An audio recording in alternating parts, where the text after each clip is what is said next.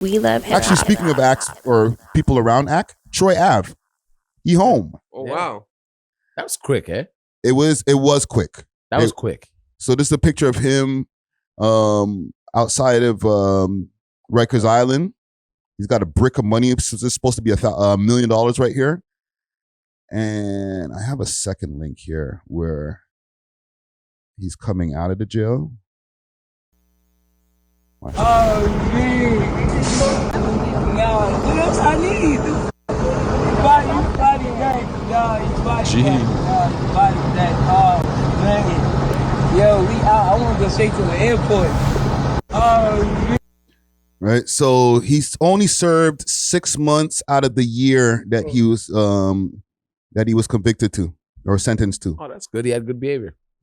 Yeah, it was a quick one, right? This is all based off the whole Taxstone shooting from back in was it 2017? I think this happened. He still went to jail for it. 2016. Yeah. he had good music though, man. He could rap. Yeah. Who? Troy Ave? Yeah, I like Troy.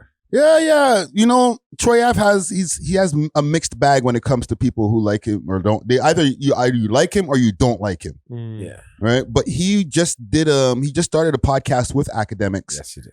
Right before going away. Yeah. So I think they knew that this was going to happen, and they're like, "All right, just go do your time. You'll be back home in like less than a year, and we'll get right back at it." You know what I'm saying? So they're back to it? Yeah. Nice. Oh, got right to the airport. Yeah, he went to the airport, and he's ready to go and I guess start filming more episodes.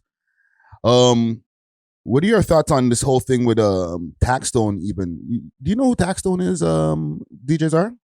I just knew about it through Troy Ave and it was a shopping plaza. Yeah, or no, they were at it was the place called the I forgot the name of the. Is he just like another New York rapper? No, he was a podcaster. He's a podcaster. He's one of the first too. He's one of the first like grimy hip hop podcasters. You know what I'm saying? And I guess the whole thing with him, he was dissing a lot of people online, right? And talking shit on his podcast, including Troy Ave. So they bumped into each other. Irving Plaza is the name of the place. There was a concert going on there, TI concert or something like that. And they bumped into each other, got into an altercation. Taxstone shot at him and his bodyguard, and he killed his bodyguard, Banger, rest in peace.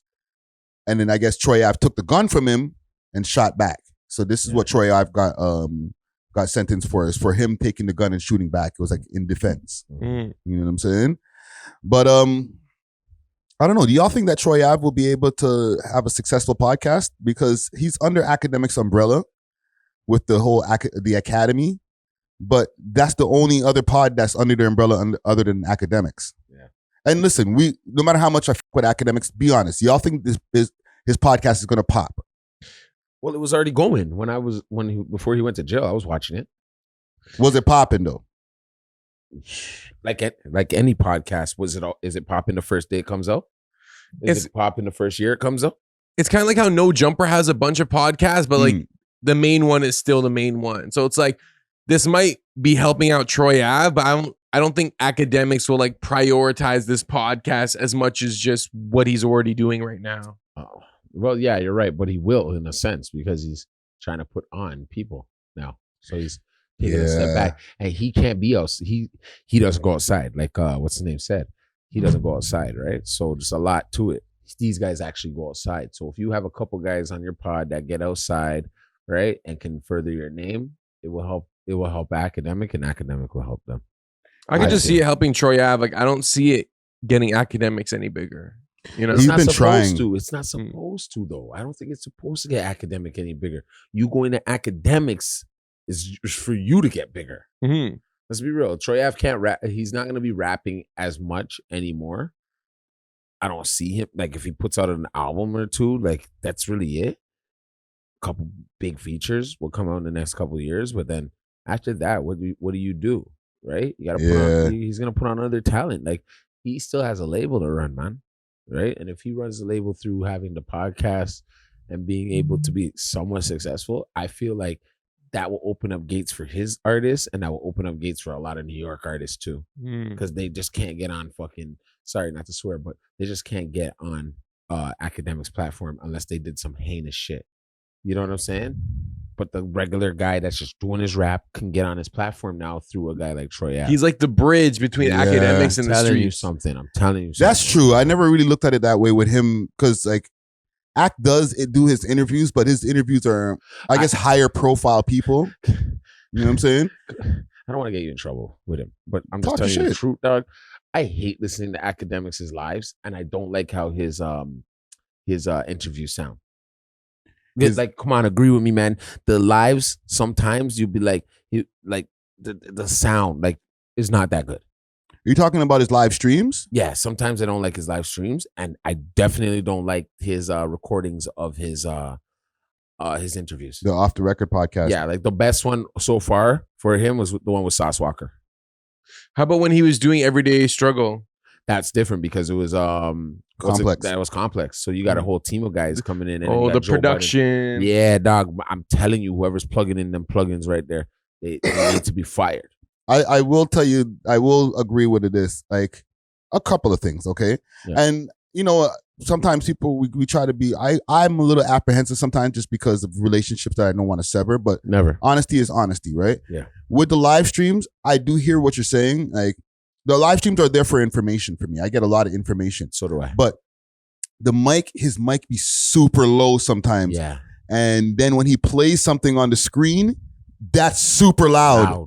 So it's like, bro, turn up your mic. And I can see in the chat sometimes, turn up the mic. And he'll be like, oh, my mic too low. Yeah. And he'll turn it up. And it's like, bro, you have mad technology in front of you, fam. Just run the thing, bro. Yeah. Like you're a freaking multimillionaire. Just run the thing, bro. Or when he does those pauses. Which pauses? Like he'll do a pause, like how we almost did, but his pause is like long because he's doing something, right? So I always get I'll be listening to him and I'll be like, is this nigga done? And I like switch it. And you look up on the screen and he's just paused, just looking down on his phone or something. Yeah, he's doing this. Or he went to the washroom. Yeah, that can get a little he can get a little loosey-goosey with it. Yeah, he always telling me you gotta piss. I don't want to hear when you gotta piss, dog. I was gonna say this is an issue with quality control for live streaming, but Kai Cenat, his live streams are like high quality. Like the audio is good, the camera's good, the lighting, the colors, the chat everything is smooth. Academics looks like he's using like a basic webcam. I think that might be part of the appeal is that there's not too much production. It's not overdone. It's more of like a casual thing. Yeah. But I do feel like, you know, we expect quality from people who are up. You know what I'm saying? Like, if we're doing quality, like, you know what I'm saying? We expect even more from higher people, you know? Yeah, and he might have gotten comfortable. Too comfortable. Like, he's so used to people already just tapping in that he's like, I don't have to add anything on. Yeah. I mean, if it ain't broke, don't fix it. No. This is true, but you know, we have a man here who's complaining, and I hear the complaints. You know what I'm saying? Like, maybe turn up the mic a little bit more. But even on what you're saying with the interviews, I don't really even watch the interviews. I do. You know what I'm saying? I do. No, I used to, right? Like, to your point, like, I used to watch the interviews, but like, that's not his thing to me. To me, I'd rather watch him do the live stream than watch an episode of the podcast. Unless he's interviewing like somebody like Whack 100 or DJ Vlad. I'm not really watching like him interview rappers because it's not as engaging as watching, let's say, Charlamagne interview a rapper or somebody. Well, his last one was Sauce Walker, and it was pretty dope. I'll tap into that one, but with all due respect, I'm not really tapping into the interviews like that. And shit, what am I saying? He's probably not even tapping into our interviews like that. You know what I'm saying? So I'm like, sorry, you know what I'm saying? But like, I'm not as interested when he's posted up an interview with so and so Walker, or not Sauce Walker, but so and so Flame or this person or whatever rapper. I feel like this kind of goes back to what Buckingham was saying, where it's like, what do you do? Like, it's not like he's a journalist or interviewer where, like, you know, you can watch his stuff and it has that flow. He's not necessarily a musician. It's like, he used to be a DJ. Like, he used to actually DJ. So that's what he could say, like, he does. But I think we're in this era where it's like people are getting famous and rich, but it's like, what are you? What is the skill you offer? What is your craft? You're exactly on point, but it's kind of compared to like, you know, like, remember when the whole wave of like getting fake followers was the thing, making your Instagram page look bigger than it is, and then Now go do a show. Go do a show. And half the 120K people you have, only 7 people appeared to this show. Yeah. You know what I'm saying? It didn't translate. It's just like what he did before when he tried to do the picnic, right? And do the comedy show. Who? Academics. But really, he did do a live show that was successful afterwards. Afterwards, because he figured out the kinks that he had to figure out. But before, and he probably had to do some going out. He probably had to do some shoulder rubbing, like networking. Yeah, like we don't see you outside, so how do you expect me to just pull up to your event? I got to give Axe some bail though, man, because a lot of people have this misconception of him not being outside or him being in his mom's basement for the longest time, and a lot of the times, like, he was already successful. Great. Not in his mom's basement. I hear you. You know what I'm saying? Like in a studio or in his one of his condos or apartments or whatever.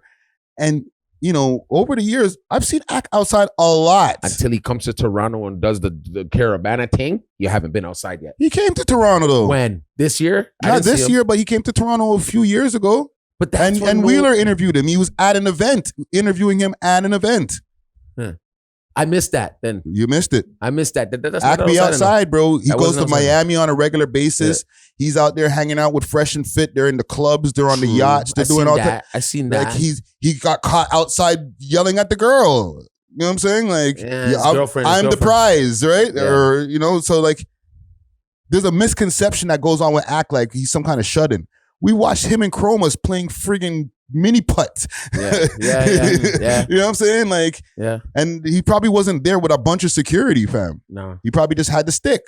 No, I want him to be a frequent Toronto goer though. Hey, that's not as easy. You know what I'm saying? Like, we want everybody to be frequent Toronto goers, but they got to cross the border. Like, it's not up to us. Yeah. He's good though to cross the border. Yeah. And you know what?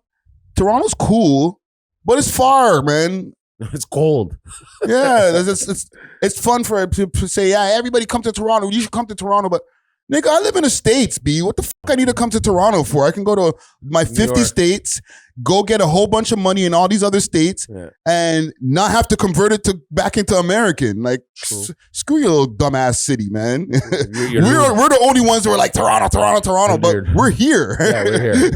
You know what I'm saying? You're right. A nigga like he's like, so I didn't go to Toronto, and I put y'all niggas on a live stream like how many times? You know what I'm saying?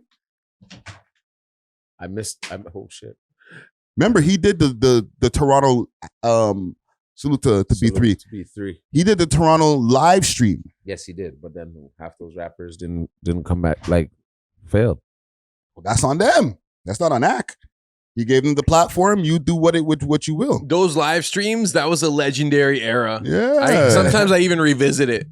Yeah. It was really entertaining. It's all right. I didn't feel he talked to the right guys. Yeah, not all the right guys in the city. That's also on them. You know what I'm saying? Yeah. Some of these niggas didn't even know how to use the technology to get on the goddamn stream to talk to the brother. Yeah, I know.